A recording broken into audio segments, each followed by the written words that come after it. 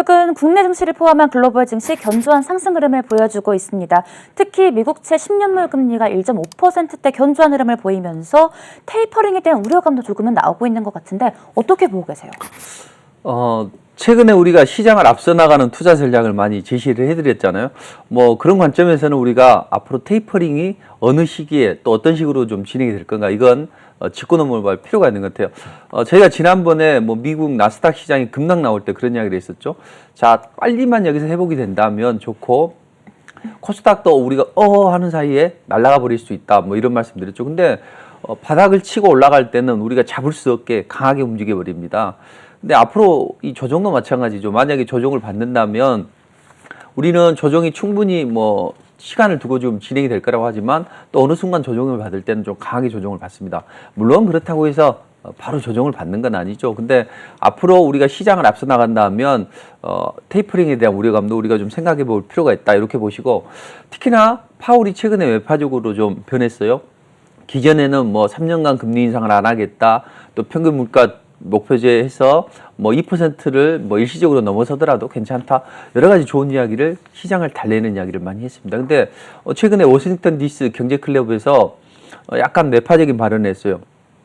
금리 인상은 장기간 유지가 될 것 같다. 다만 좀 테이퍼링, 자산 매입 축소에 대해서는 우리가 생각했던 것보다는 좀 빠르게 진행이 될 수 있다, 이런 이야기를 하고 있죠. 지금 연준은 뭐 국채나 아니면 MBS를 통해서 매달 1,200억 달러를 지금 매수를 좀 하고 있습니다. 매입을 하고 있는데, 자, 이 최근에 국채 매입을 약간 좀 줄일 수 있겠다, 좀 이런 이야기를 하고 있거든요. 그래서 보통 이제 대차 대조표라고 하죠. 밸런스 시트를 약간 좀 축소할 수 있다, 이런 이야기를 지금 하고 있는데, 여기에 대해서 뭐 파월만 그렇게 생각하는 게 아니라 블랙록도 동조를 하고 있습니다. 최근에 CPI가 한 0.6% 나왔지 않냐. 최근에 움직임이 좋아지는데 이렇게 인플레 지표가 좋아지게 되면 당연히 테이퍼링을 서두르야 될 거 아니냐. 그래서 우리가 예상하기로는 6월 FOMC에서는 테이퍼링을 언급할 것 같다. 그럼 시장이 발작을 할 수 있고 우리는 미리 대비해야 되지 않냐, 이제 이런 이야기를 하는 거죠. 보통 우리가 자산 매입을 축소를 하게 되면 채권 사주는 게 좀 줄어들잖아요. 그러면 수요가 감소를 하다 보니 채권 가격이 좀 떨어지게 되죠. 채권 가격이 떨어지니 좀 많이 좀 금리를 좀 줘야만 또 채권 수요가 좀 늘어나겠죠. 이런 논리로 인해서 채권 금리가 튀게 되죠. 자, 그렇게 되면 그동안 저금리 기조로 인해서 올라갔던 뭐 기술주들, 이런 종목들은 약간 조정을 좀 받을 수 있겠죠. 자, 이런 식으로 당장은 테이퍼링이 진행되지는 않지만 앞으로 그런 우려감이 있고, 일부 파월이나 아니면 블랙록에서도 그런 이야기를 하고 있는데, 과연 우리는 여기에 대해서 뭐 지나친 걱정을 해야 되냐? 저는 그렇게 되지는 않는다고 보입니다. 왜냐하면 우리가 뭐 과거를 보면 미래를 알 수 있다, 이런 이야기를 하잖아요. 과거 연준이 했던 것을 보면 되고, 또 파월도 그런 이야기를 했습니다. 만약에 우리가 금리 인상을 하든지 아니면 뭐 긴축을 하든지 이랬을 때는 2013년도 2013년처럼 진행을 할 것이다, 이런 이야기를 했었죠. 그럼 그때 당시를 한번 타임머신을 타고 돌아가 보자고요. 그때 버냉키가 2003년도 5월 달에 테이퍼링을 선언을 했습니다. 그런데 테이퍼링을 선언하고 나서 바로 테이퍼링이 진행됐던 게 아니라 2014년 1월 달에나 시행이 됐어요. 그러니까 혹시 테이퍼링에 대한 이야기가 나온다고 하더라도 시간이 다소는 좀 걸린다, 이렇게 생각을 하시고, 그때 당시에 뭐 이머징 시장이 발작을 했잖아요. 그래서 G20 재무장관 회의에서 야, 이러다가는 신흥국 죽게 생겼다. 만약에 신흥국이 거들나게 되면 너희들도 어려워지지 않냐. 그러니 좀 금리 인상 시기를 좀 낮춰주라. 좀 이런 이야기도 했었고, 연준이 가만히 생각해봐도 그 말이 많거든요.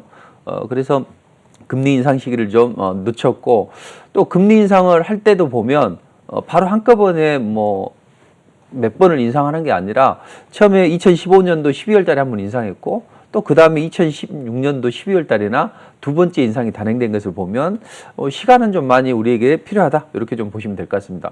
자, 그럼 최근에 국채금리 튀었을 때도 생각을 해보면, 최근에 국채금리 튀었을 때 지금은 국채금리 1.5%, 1.6%가 일상화가 됐잖아요. 그리고 크게 생각하지 않는다는 거죠. 그런데 처음에 1% 넘었을 때 어때요? 물론 국고채에서 우리가 이 부분에서 미리 좀 짚어드렸지만 시장 난리가 났었죠. 그러면서 뭐 나스닥 같은 경우에는 좀 기술주들 하락하면서 급락이 나왔는데, 지금 보면 어때요? 그때 일시적인 발작이라고 제가 계속 말씀드렸고 이런 부분이 일상화될 수 있다. 과거에 보면 뭐 국채금리가 4%까지도 유지가 됐었는데 이게 뭐 지나친 게 아니다. 근데 사람이 새로운 게 딱 닥치게 되면 그런 거죠. 누가 뭐 보통 뭐 환자들이 보면 내가 암이 걸렸다 그러네. 그러면 정말 세상 끝난 것처럼 여겨지지만 이게 잘 통제를 하는 뭐 갑상선 정도라면 그래도 뭐 크게 어려움 없이 잘 살잖아요. 자, 그것처럼 국채금리도 그렇게 될 수 있다. 그럼 우리가 이런 것을 감안해 보면 이번에 테이퍼링에 대한 이야기가 나오는 것도 이런 식이지 않을까 생각을 해보는 거죠. 당장 그 금융위기 전에 보면 뭐 고유가 시기였잖아요. 그리고 돈이 많이 풀려서 그때 인플레에 대한 우려감이 있었습니다. 그래서 막 우리가 인플레에 대한 우려감이 있으니 초기에 뭐 테이퍼링을 진행하자 이런 이야기가 나왔는데 그 즈음에 또 유럽 재정위기가 또 나왔었죠. 그러면서 미국 연준에서는 뭐 양적 완화를 2차, 3차 단행하면서 또 금리 인상 시기나 뭐 이런 테이퍼링 시기도 점점 늦춰지는 그런 결과가 나왔습니다. 자, 그러니까 우리는 항상 그 시작에 대해서 너무 민감하게 반응을 하고 그 시기는 좀 늦춰질 수 있다. 물론 테이퍼링이 진행이 된다면 그런 이야기가 나오면 시장은 발작을 할 수 있어요. 그때 우리가 테이퍼링 이야기 나왔을 때 5월 달에 이야기가 나왔는데 우린 6월 초부터 시작을 해서 한 달간 쭉 빠졌었다고요. 물론 그런 움직임이 나올 수는 있어요. 그러나 그 이후에 이게 너무 지나쳤다 이런 생각 때문에 다시 한번 움직임이 나오고 했습니다. 그래서 테이퍼링에 대해서는 너무 걱정할 필요는 없고 그렇다면 언제쯤 이런 테이퍼링 이야기가 나오고 이게 본격화될 수 있는가 이런 관점에서 살펴보면 우리가 제임스 블라드 세인트루이스 연은 총재가 한 말을 좀 기억해 볼 필요가 있습니다. 이 총재가 하는 말이 자, 백신 보급률이 75%까지는 되면 우리가 테이퍼링에 대해서 걱정을 해야 된다 이런 이야기를 했었죠. 근데 지금 미국 질병예방통제센터에서 이야기를 하는 게 한 75%까지 백신이 보급이 되려면 한 8월은 좀 돼야 된다. 그렇다면 그때 당시에 테이퍼링 이야기가 나오고 한 8개월 정도 다음에 이제 이게 진행이 됐었거든요. 그렇다면 그 시기가 8월 달이면 한 8월 달부터 시작을 해서 올해 여름에 한 8개월 정도를 보면 한 내년 3월 달 정도 되면 3월이나 6월 정도 돼서 FOMC 회의 때 뭐 그런 이야기가 나올 수 있다 이렇게 좀 생각이 듭니다. 그래서 최근에 뭐 얀센이나 아니면 아스트라제네카 혈전 부작용이 나타나고 있죠. 이것 때문에 접종을 중단하고 있는데 이런 부분이나 아니면 신흥국 쪽에서 지금 접종률이 상당히 좀 떨어지게 되죠. 그래서 그런 부분까지 가미가 되면 약간 최근에 파월이 매파적으로 반응을 했지만 그 정도는 괜찮다. 좀 이렇게 좀 보시면 되고 그렇다면 우리는 테이퍼링의 징후를 뭘로 봐야 되는가? 보통 우리는 다 10년물을 보고 있잖아요. 앞으로는 5년물을 좀 보시는 게 훨씬 더 좋다고 보여집니다. 왜냐하면 5년물은 단기채 쪽에도 좀 발을 담그고 있잖아요. 그리고 조기 금리 인상이나 조기 테이퍼링이 진행이 된다면 10년물 가지고는 좀 너무 느려요. 그럼 한 5년물 정도를 좀 보시면 좋은데 최근에 뭐 5년물 국고채 금리 보면 큰 변화는 없죠. 물론 이게 튄다고 해서 뭐 갑작스럽게 테이퍼링은 진행하는 건 아니지만 그래도 앞으로는 10년물보다는 5년물을 좀 주의 있게 좀 살펴봐야 된다. 이렇게 좀 보시고 자, 그럼 5년물 국고채 금리를 잘 봐야 되는데 최근에 일본에서 지금 한 4월 한 5일 정도였나요? 이때 5년물 이하 국채를 좀 대량으로 매입한다 좀 이런 이야기가 나왔었거든요. 근데 이것은 제가 보기에는 바이든과 스가가 최근에 이제 앞으로 백악관에서 만나게 되죠. 뭐 대중국 압박 전략을 펼치기 위해서 좀 우방들을 좀 규합하는 그런 움직임이 나오고 있는데 여기에 따라서 분명히 이 바이든은 중국을 이제 거세게 좀 압박을 할 거라는 이야기죠. 특히 최근에 이야기가 나오는 게 제1도련선을 따라서 미사일망을 구축해보자. 제1도련선이 뭐냐면 이겁니다. 이 일본 오키나와부터 시작을 해서 대만, 남중국해에 이르는 이 선을 1도련선이라고 하거든요. 이것은 중국이 먼저 이야기를 했어요.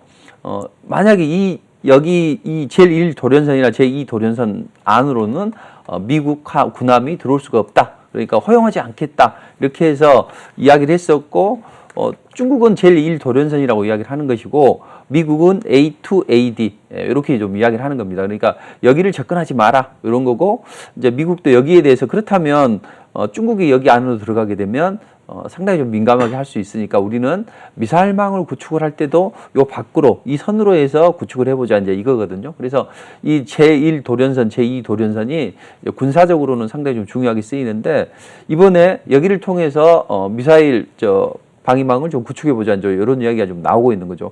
그렇다면 일본의 장거리 미사일을 여기에 배치할 수가 있죠.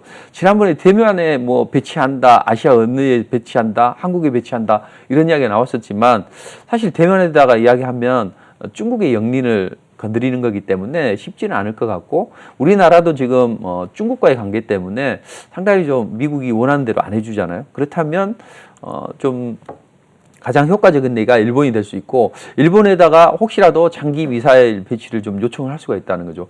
스가로서는 좀 난감이죠. 대략 난감이죠. 왜냐하면 중국의 눈치를 안 볼 수는 없거든요. 센카구 열도는 또 중국하고 서로 뭐 좀 접촉이 좀 있는 곳이잖아요. 그래서 문제가 있는 곳이니 이걸 또 걸고 넘어질 수도 있기 때문에 스가로서는 좀 쉽지가 않아요. 그러나 자기 지지율은 또 끌어올려야 된다는 이야기죠. 그래서 상당히 좀 어려운 입장에 있는데 대신 지지율이 상당히 낮기 때문에 이 회담은 반드시 성공을 시켜야 됩니다. 그렇다면 미국의 압박에 어떤 장거리 미사일 배치를 허용한다든지 아니면 그게 아니면 살살 좀 달랠 수 있겠죠. 지금 돈이 많이 풀려서 만약에 테이퍼링을 진행하게 되면 또 시장이 발장할 수 있지 않냐. 그럼 금융시장이 발장하게 되면 당연히 대통령 지지율이 떨어지니까 우리가 그러면 5년물 국고채를 사줄게. 이런 이야기를 할 수가 있다는 거죠. 그리고 실제로 최근에 그 5년물 국고채, 일본의 국고채 금리를 샀다는 이야기, 아니, 국고채를 대량으로 매입했다는 이야기죠. 야, 미국의 이거하고 또 일본의 이 5년물 국고채 금리 좀 떨어뜨리는 거하고 무슨 상관이 있냐 이렇게 생각을 할 수 있는데 연관이 있습니다. 아까 제가 10년물보다는 5년물을 잘 보시라고 했죠. 최근에 5년물에 대한 이야기가 지금 솔솔 나오고 있는데 일본은 미국의 우방이라는 거죠. 그래서 국채 금리가 T가 되면 일본계 자금이 미국 국채를 사서 이걸 좀 떨어뜨리는 그런 역할을 해주기도 합니다. 보이지 않게. 그래서 서로 좀 연관이 많이 되어 있는데 만약에 일본 중앙은행이 만약에 일본의 어떤 국고채를 많이 사게 되면 5년물을 사게 되면 수요가 좀 많아지면서 가격은 좀 올라가고 금리를 좀 떨어질 거란 이야기죠. 그럼 일본의 금리가 국채 금리가 떨어지게 되면 미국은 이만큼 주는데 일본은 이만큼밖에 안 줘. 그러면 짜증 나겠죠. 그래서 일본계 자금들이 미국 국채를 사러 미국으로 가는 거죠. 그럼 미국 국채를 많이 사게 되면 수익률이 더 좋으니까요. 그쪽으로 사게 되면 수요가 많아지면서 가격은 좀 떨어지게 되고 올라가게 되고 국채 금리는 좀 떨어지는 그런 구조가 되는 거죠. 그래서 최근에 지금 달러가 좀 약세를 보이잖아요. 앞으로는 일본기 자금이 엔화를 팔고 달러를 사기 때문에 달러가 좀 강세를 좀 보일 수가 있습니다. 근데 바로 당장은 아니고 앞으로 한 1, 2주, 2, 3주 정도 지나게 되면 달러 강세가 보일 수가 있다. 이렇게 좀 생각을 하시고 그래서 정리를 해보면 최근에 매파적으로 변한 파월이 테이퍼링에 대해서 이야기를 하고 있는데 바로 당장 진행되지는 않을 것이다. 그리고 진행이 된다고 하더라도 과거 전례를 보면 빠르게 진행되지는 않는다. 그렇다면 그때는 언제냐? 한 백신 접종률이 75%에 달하는 그때 8월부터 시작을 해서 한 이야기가 좀 나올 수 있고 실제적으로 그게 논의가 된다면 내년 3월이나 6월 정도 될 수 있다. 그렇다면 우리는 그런 징후를 또 좀 빨라질 수도 있거든요. 경기 지표가 호지수를 보이거나 하면 빨라질 수 있으니까 그 체크는 10년물보다는 5년물 국고채 금리의 어떤 변화를 주의 있게 살펴보자. 이런 전략을 드리도록 하겠습니다. 네, 이제 우리 시장 살펴보겠습니다. 코스피 시장 공매도 재개를 앞두고 외국인들이 돌아오고 있습니다. 코스닥도 20년 만에 천스닥에 성공을 했죠. 우리 시장 이제 본격적인 추가 상승이 이어지는 걸까요? 그렇죠. 우리 시장은 이미 추가 상승이 이어졌어요. 그리고 제가 지난번에 코스닥이나 코스피 이제 이야기를 할 때, 특히 코스닥을 이야기를 할 때, 외국인들이 시장이 급락이 나왔는데도 처음에는 개인 투자자들이 사고, 그 다음에 외국인들이 사면서 너무 많이 올라왔다는 이야기죠. 그래서 제가 라는 표현을 쓰고, 하는 사이에 시장이 올라가 버린다. 그때도 그랬었고, 제가 한 2, 3주 정도로 집중적으로 그런 이야기를 했었거든요. 근데 지금 보세요. 꿈에만 그리던 또 천스닥 시대가 지금 오고 있습니다. 자, 그래서 우리는 좀 더 시장을 좀 면밀하게 좀 분석을 해볼 필요 있는데 이미 올라 버렸어요. 이제 이미 많이 올랐고 여기서 이제 전고점에 매물대가 좀 있거든요. 여기서 효과적으로 조정을 마무리를 하고 추가적으로 올라가느냐 아니면 여기서 또 빌빌거리면서 또 우리 마음을 좀 힘들게 하느냐, 이제 이런 중요한 시기가 됐는데, 자, 5월 3일 날 그냥 그동안 시장 안정화를 위해서 미뤄뒀던 공매도가 재개가 되게 됩니다. 근데 외국인들 자금은 최근에도 오히려 유입이 되고 있어요. 4월달 기준으로 해서 2조 이상이 지금 순유입이 되고 있는데, 제가 지난번에 공매도에 대해서 한번 잠깐 다루면서 그런 이야기를 했을까요?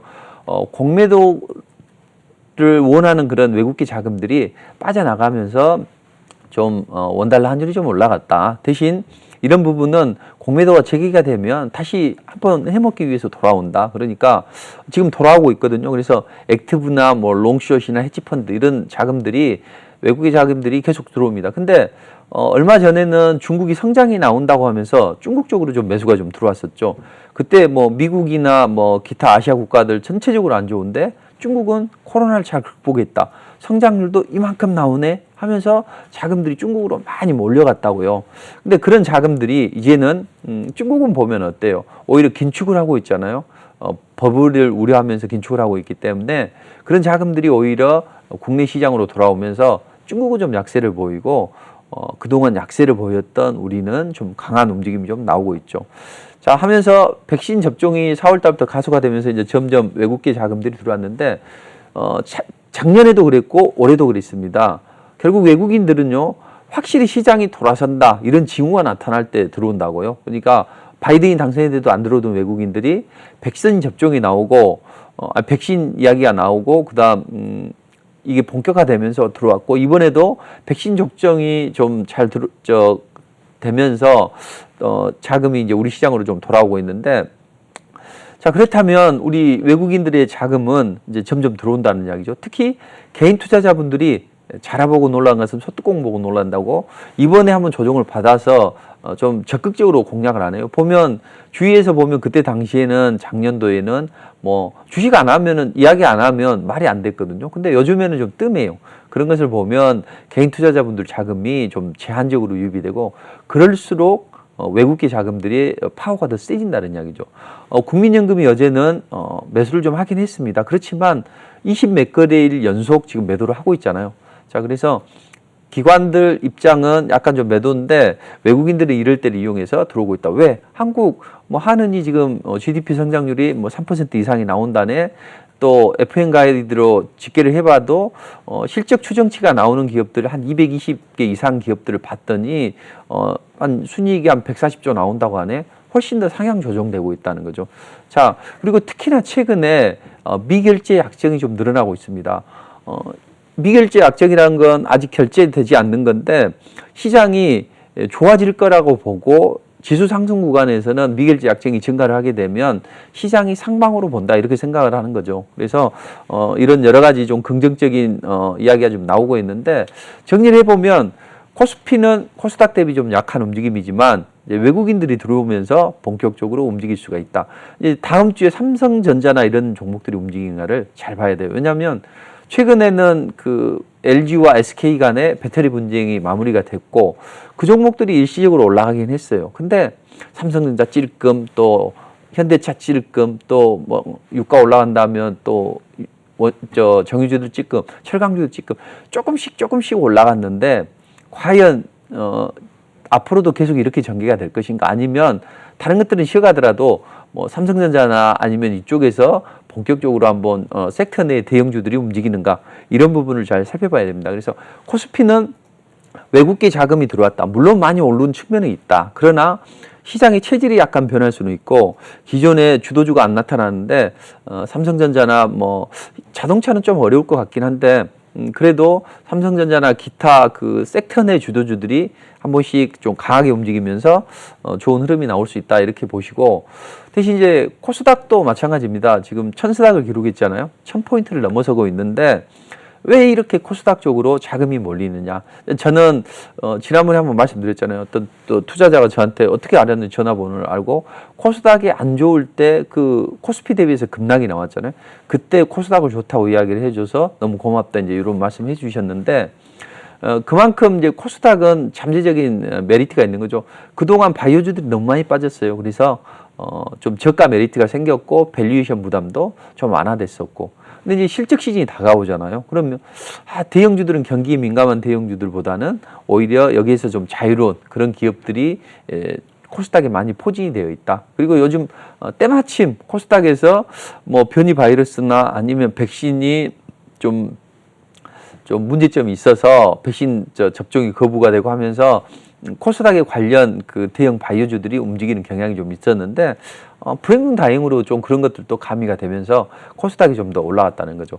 그러나 결국은 코스피 대비해서 또 올라갈 수 있는 원동력은 공매도가 재개가 되게 되면 코스피 200, 코스닥 150 이 굵은 종목들이 좀 영향을 좀 받을 수는 있죠. 자, 그렇다면 거기에서 자유로운 또 코스닥이 움직임이 좋다. 그리고 뭐 실적들도 양호하게 나오고 해서 전반적으로 코스닥도 좋습니다. 다만 이제 저는 한 번 정도는 쉬어갈 수 있다고 보여지는 거예요. 너무 많이 올랐거든요.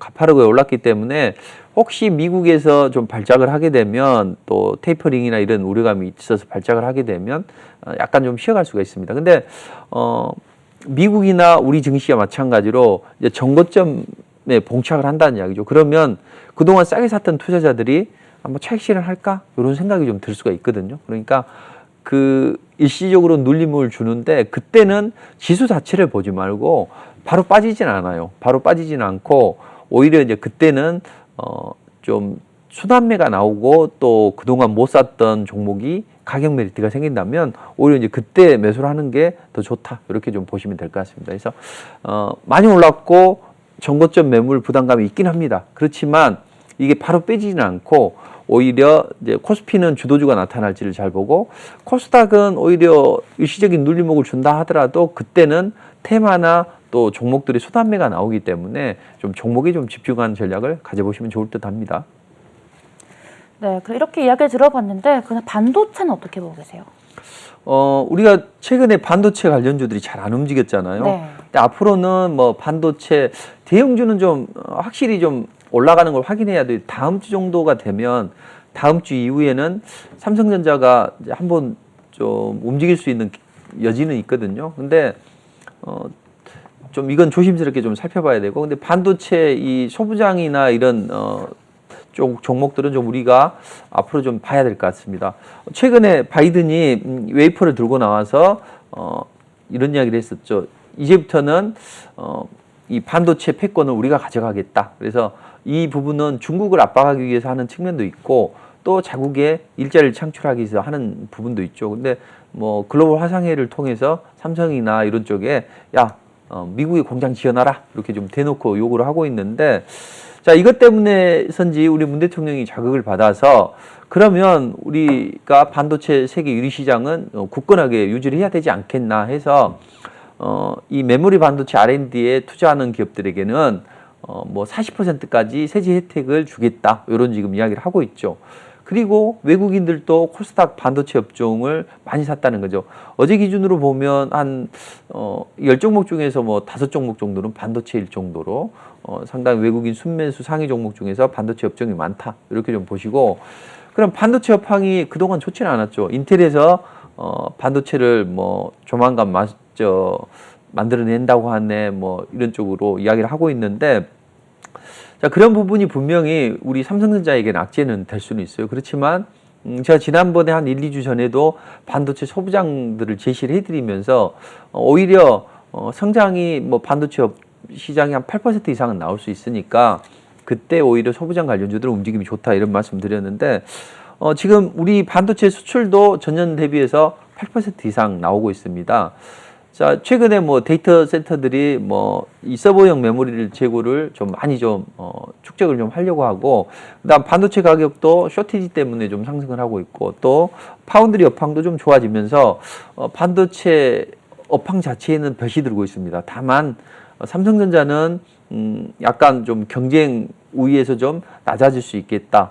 뭐 이런 부분이 좀 가미가 되면서 좀 조정을 좀 크게 올라가지는 못했는데, 앞으로는 우리 정부의 적극적인 의지, 이런 부분이 가미가 되면서 좀 더 좋은 흐름이 좀 나올 수 있지 않을까 생각을 해보는데, 특히 이제 그 D램이나 모바일 메모리가 수요가 좀 많이 중첩이 되게 되면 이때 또 업황 자체가 많이 좋거든요. 그리고 수출이 한 3개월 정도 꾸준히 우상향이 되게 되면, 좋아지게 되면 이때도 또 가격이 확 뛰는 그런 전례가 있어요. 그래서 그게 좋아지는지를 사실 살펴보고, 삼성이 그동안 비메모리 기대감이 많이 축소가 되고 또 국채금리가 많이 튀는 동안에 삼성은 좀 쉬어갔잖아요. 근데 이런 부분이 저점을 지나서 이제 앞으로 2분기, 3분기에는 실적이 좀 더 좋아질 것이다. 그러니까 우리는 그쪽을 좀 봐야 된다. 이런 말씀을 드리고 싶어요. 그래서 관련주들을 이렇게 쭉 좀 언급해 놨는데, 뭐 종목에 대한 세세한 전략이나 또 이 어떤 종목을 또 콕 집어야 될지 이런 종목들은 제가 무료 공개 방송을 통해서 자세하게 좀 설명드리도록 하겠습니다. 지금 시간이 없기 때문에요. 네. 또 지난주에 유유제약이랑 이수액지스 찝어주셨잖아요. 네네. 아주 기분 좋은 흐름을 보였어요. 아, 그렇죠. 네, 그리고 네. 또 최근에도 코로나 이슈로 제약바이오주가 관심을 받고 있는데 이번에는 어떤 종목에 집중을 하면 좋을까요? 지난주에는 제가 이제 간혹 그런 말씀 하시더라고요. 하나만 찍어주라. 제가 찍으면 다 가는 건 아니에요. 제가 계속 최근에 한 3주 정도 예전에는 업황만 이야기를 했지만 최근엔 종목을 좀 제시해드리긴 한데 모두 가지는 않을 겁니다. 못 가는 것은 작게 리스크 관리를 하면 좋아요. 예, 그리고 이제 잘 좀 움직여주는데 지난주보다는 조금 바이오주들이 좀 덜 움직인 것 같아요. 지난주에 제시해드리던 종목들이 좀 잘 움직였는데, 근데 정부에서 특정한 A사가 8월 달부터 해외 백신을 위탁 생산하겠다, 이 소식 때문에 관련주들이 많이 움직였죠. 뭐 주로 거론이 되는 녹십자, 한미약품, 삼성바이오로직스 이런 종목들이 되는데, 뭐 녹십자가 가장 좀 유리하겠죠. 저도 한 15만 원대에서 우리 투자자들한테 제시를 해줘서 한 뭐 200%는 좀 넘어가고 있는데 앞으로 좀 추가 여력이 좀 있긴 합니다. 근데 수익률 측면에서는 러시아 스푸트니크 V 관련주들이 좀 잘 움직이죠. 뭐 계약을 했다는 휴원스 홀딩스나 아니면 공장을 짓겠다는 프레스티지 바이오로직스나 이런 종목들이 올라갔고, 이수앱지스는 기술 이전 때문에 올라갔죠. 근데 이 종목들이 아니다, 그 A사는 러시아 백신 아니다고 하면서 관련주들이 좀 눌러줬는데, 뭐 앞으로 좀 이런 코로나 치료제나 백신 관련주들도 한두 종목씩 톡톡 튀어오르는 움직임이 나올 수가 있습니다. 왜냐하면 그 얀센이나 또 아스트라제네카 백신이 혈전 부작용이 있잖아요. 접종이 중단이 되고 있는데, 이런 부분은 오히려 백신 접종을 느리게 하면서 코로나 치료제나 아니면 백신을 개발하는 업체들에게 주가가 한 번씩 튀어오를 수 있는 그런 움직임이 나올 수 있다. 특히 이재명 지사가 독자적으로 코로나 백신을 도입하겠다 이런 이야기를 하면서 뭐 이재명 관련주로 거론이 되는 종목들이 좀 움직였는데, 뭐 다음 주에도 한번 잘 지켜보시면 좋을 것 같습니다. 그리고 우리가 이런 과정에서 관심을 가질 만한 종목은 한국 BNC, 뭐 코로나 치료제나 아니면 기타 뭐 치료 밀지를 뭐 가지고 있는 기업들, 이런 기업들인데, 한국 BNC, 마이크로 디지털 뭐 이런 종목들을 좀 보신다면 또 그 종목들이 잘 움직일 수가 있어요. 그래서 한국 BNC 같은 경우는 잘 보시면 좋을 것 같아요. 자세한 종목에 대한 전략은 조금 이따가 제가 좀 말씀을 드리도록 하겠습니다. 네, 그럼 마지막으로 이번 주 시장 리뷰 그리고 다음 주 투자 전략 알려주세요. 네. 지난주에 제시를 해드렸던 그런 바이오주들의 움직임이 상당히 좀 좋았어요. 여기 보시면 그 이슈에시스는 지난주 주간으로 해서 한 58% 올랐고, 유유제약도 한 75%, 라파스도 뭐 18%, 전체적으로 지난주에 제시해드렸던 종목들이 좀 좋았습니다. 그리고 2차 전지 관련해서는 한 3종목 제시해드렸는데, 솔루엠은 다음 주에도 좋을 것 같아요. 근데 하나기술은 이제 뭐 월요일 날 상한가 가까이를 기록했는데 머큐리는 볼 필요는 없을 것 같습니다. 그래서 지난주에 뭐 이어서 이제 한 최근에 3주 동안 방송이나 무료 공개 방송을 통해서 제시해 드렸었던 종목인데, 제가 드리고 싶은 말씀은 이거예요. 최근에 대형주들은 약간 쉬어간다고요. 그러니까 이럴 때는 굳이 대형주를 고집할 필요 없이 좀 화끈하게 움직일 수 있는 그런 종목들로 제시를 해드린다고요. 근데 제가 다시 한번 강조를 해드리지만, 제가 이 국고처를 통해서 종목을 좀 찝어드리긴 한데 투자자들에게 도움이 되려고 모두 다 올라가는 거 아니에요. 물론 이 뭐 서현이나 덕성부터 시작을 해서 뭐 이런 종목들이 대부분 좀 백광산업이나 잘 올라갔는데, 근데 지금은 아무래도 좀 사이즈가 적은 중소형주들을 좀 잘 보자. 이렇게 좀 보시고, 이번 주는 이렇게 좀 보시면 될 것 같아요. 과연 코스피 쪽에서 외국인들이 매수를 하고 있는데, 과연 섹터 주도주가 출연하는지를 잘 봐야죠. 그렇다면 뭐 삼성전자나 이런 종목들이 섹터 주도주가 될지를 잘 봐야 돼요. 다음 주부터 이후에 다음 주나 그 다음 주에 움직일 수 있는 개연성이 있다고요. 근데 만약에 그때 안 움직이면 또 숨고르기가 나와야 되겠죠. 그러니까 대형주는 확인해 가면서 가는 전략이 좋고, 반도체 소부장은 뭐 여러 종목들이 좋은 종목들이 이제 꿈틀꿈틀 움직인다는 거죠. 정부에서 뭐 세제 감면 혜택도 주고 하니까. 근데 월요일 날 또 전기차 관련해서 또 이슈가 있죠. 그래서 전기차 관련주들이 일부 종목이 좀 올라갈 수 있고, 코로나 관련주들이나 이런 제약바이오단은 이제 한번 움직였어요. 그래서 이삭 죽기 구간인데 선별적으로 잘 살펴봐야 됩니다. 올라갈 수 있는 종목을. 그리고 일본의 그 오염수 방류와 관련해서 뭐 6개 주들을 좀 살펴보고, 개임주들이 뭐 예전에 한번 올라갔고 또 이 올라갈 만한 종목들이 몇 종목 있어요. 뭐 미투원이나 그런 종목들. 그래서 그런 종목들은 잠시 후에 무료 공개 방송을 통해서 제시를 해드릴 거고, 정치 테마주나 이런 부분은 시장에서 뭐 이건 되도록이면 안 하는 게 좋지만, 그래도 올라갈 게 화끈한 게 없다면 이런 종목도 괜찮거든요. 이런 부분은 뭐 공개 방송을 통해서 자세히 말씀드리도록 하겠습니다. 자, 시장은 이미 많이 좋아졌고, 이미 그때 늦었다고 이야기했을 때가 좋았는데 지금 좀 늦었어요. 지금은 막 무턱대고 따라갈 건 아니고요.